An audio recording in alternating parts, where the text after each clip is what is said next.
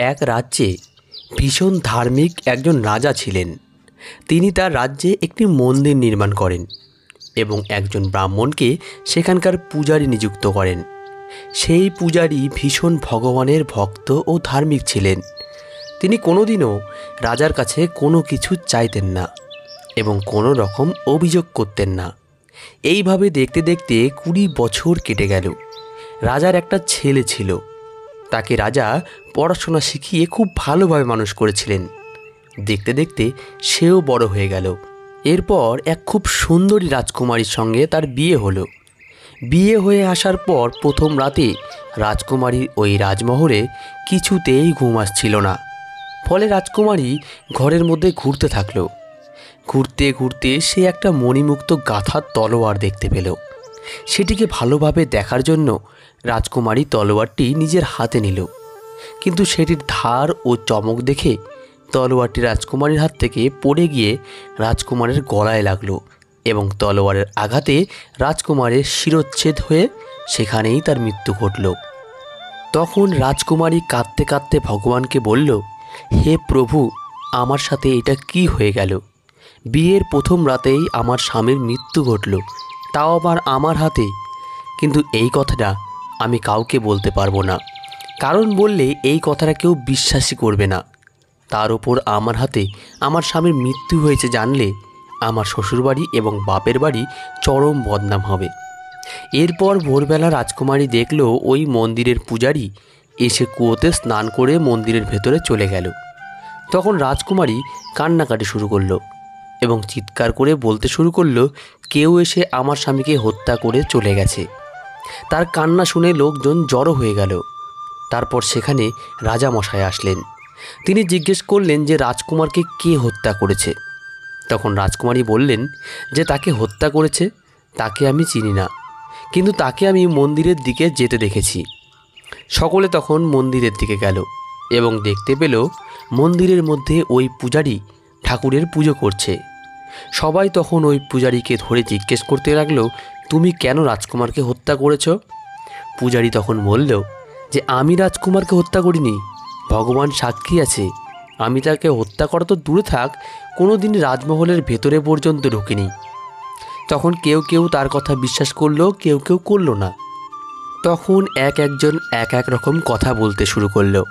রাজার বারবার মনে হচ্ছিল যে এমন ধার্মিক পুরোহিত কখনোই কাউকে হত্যা করতে পারে না, কিন্তু বেশিরভাগ লোকজনই বলছিল যে এই পূজারী রাজকুমারকে হত্যা করেছে। তাই রাজা তাকে শাস্তি দিতে বাধ্য হলো। রাজা তখন তাকে বলল, আমি তোমাকে মৃত্যুদণ্ড দেব না, তবে যেই হাত দিয়ে তুমি আমার পুত্রকে হত্যা করেছ তোমার সেই হাতই শরীর থেকে আলাদা করে দেব। এই বলে তিনি পূজারীর ডান হাত কেটে দেওয়ার নির্দেশ দিলেন। ফলে তার ডান হাতটি কেটে দেওয়া হলো। এই ঘটনায় ব্রাহ্মণ খুব দুঃখ পেল এবং মনে মনে ভাবল সারা জীবন সে একনিষ্ঠভাবে ভগবানের সেবা করেছে, তাও তার কেন এমন হলো। তাই সে ওই রাজ্য ত্যাগ করে অন্যত্র চলে গেল এবং চারিদিকে সে সন্ধান করতে লাগলো যদি এমন কোনো জ্যোতিষীর সন্ধান পাওয়া যায় যে বলতে পারবে কোন কারণে তার একটি হাত কেটে দেওয়া হলো। এইভাবে ঘুরতে ঘুরতে সে জানতে পারল কাশীনগরে এমনি একজন বিদ্বান জ্যোতিষী আছেন। ব্রাহ্মণ সেই জ্যোতিষীর বাড়িতে গেলেন, কিন্তু তিনি বাড়িতে ছিলেন না। তখন তিনি ওই জ্যোতিষীর স্ত্রীর কাছে হাত জোর করে জিজ্ঞাসা করলেন, জ্যোতিষী মহারাজ কোথায় গেছেন? এই কথা শুনে ওই জ্যোতিষীর স্ত্রী জ্যোতিষী সম্পর্কে নানা রকম কটু কথা বলতে শুরু করলো। ব্রাহ্মণ তখন ভাবল, এখানে তো আমি নিজের হাত কাটার কারণ জানতে চেয়েছিলাম, কিন্তু এখন তো দেখছি জ্যোতিষী মহারাজ খুব খারাপ পরিস্থিতির মধ্যে আছেন। নিজের কথা জানার আগে আমাকে জানতে হবে জ্যোতিষী মহারাজের এমন দুর্দশা কেন হয়েছে। এর কিছুক্ষণ পরে জ্যোতিষী বাড়িতে আসলেন। তাকে দেখে জ্যোতিষীর স্ত্রী নানা রকম কটু কথা বলতে শুরু করলো এবং তাকে তিরস্কার করল, কিন্তু জ্যোতিষী চুপচাপ থাকলেন, এর কোনো উত্তর দিলেন না। তারপর তিনি নিজের স্থানে বসলেন এবং ব্রাহ্মণকে বললেন, বলুন আপনি এখানে কেন এসেছেন? ব্রাহ্মণ তখন বলল, আমি তো নিজের দুর্দশার কারণ জানতে এসেছিলাম, কিন্তু তার আগে আপনি বলুন আপনার এমন অবস্থা কেন হয়েছে। আপনার স্ত্রী আপনাকে সবসময় কটু কথা বলে, তিরস্কার করে, কিন্তু আপনি চুপ করে থাকেন, কোনো প্রতিবাদ করেন না, এমন কেন?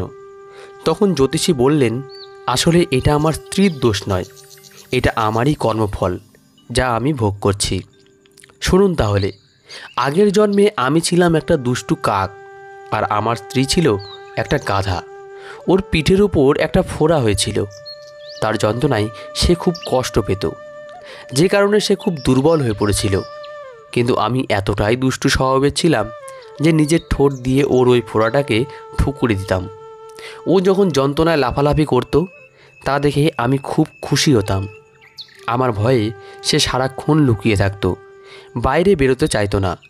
কিন্তু আমি তাকে খুঁজে বেড়াতাম, আর যেই তাকে পেতাম অমনি তার পিঠের ফোড়াটা আমার ঠোঁট দিয়ে ঠুকরে দিতাম। আমার অত্যাচারে অতিষ্ঠ হয়ে সে ওই গ্রাম থেকে অনেক দূরে গঙ্গার ধারে একটা জঙ্গলে চলে গেল। সেখানের ঘাস খেয়ে এবং মনোরম পরিবেশে থেকে সে সুস্থ হতে লাগলো। তার জীবন খুব ভালোভাবে কাটছিল। কিন্তু এদিকে ওকে ছাড়া আমার মোটেও ভালো লাগছিল না। তাই আমি চারিদিকে ওকে খুঁজছিলাম। তারপরে একদিন ওকে আমি ওই জঙ্গলে দেখতে পাই, আর ওকে দেখে ওর পিঠে আমি খুব জোরে ঠুকরে দিই। কিন্তু আমার ঠোঁটটা তখন ওর হাড়ের মধ্যে আটকে যায়। ও খুব চেষ্টা করে আমাকে ছাড়ানোর, কিন্তু ছাড়াতে পারে না। ফলে সে যন্ত্রণায় ছটফট করতে থাকে।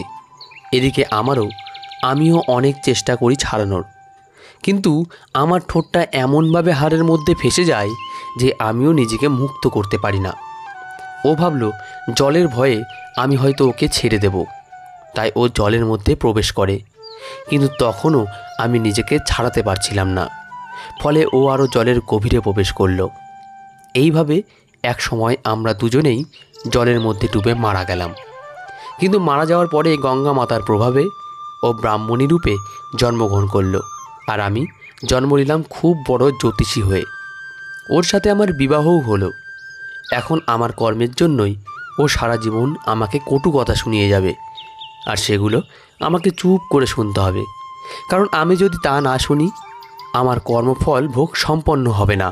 এই পৃথিবীতে আমাদের যারা আপনজন, অর্থাৎ বাবা মা ভাই বোন সন্তানী বন্ধুবান্ধব, সকলেরই আগের জন্মে আমাদের কোনো না কোনো সম্পর্ক ছিল, এবং আমাদের ভালো ও খারাপ কর্মফল ভোগের জন্য এই জন্মেও তাদের সঙ্গে আমাদের সম্পর্ক গড়ে ওঠে। আমরা যদি এই জন্মে আমাদের কর্মফল ভোগ না করি, তাহলে জন্ম জন্মান্তর ধরে সেই কর্মের ফল আমাদের ভোগ করতে হবে।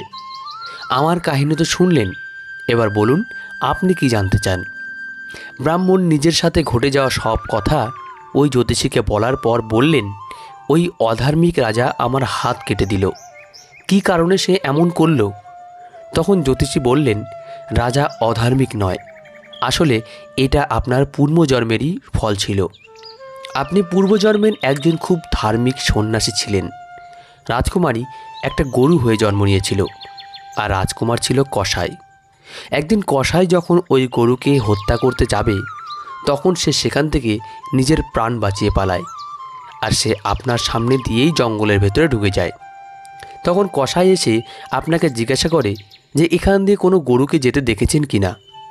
যেহেতু আপনি মিথ্যা কথা না বলার পণ করেছিলেন, তাই আপনি আপনার হাত দিয়ে ইশারা করে দেখিয়ে দেন যে গরু কোন দিকে গেছে।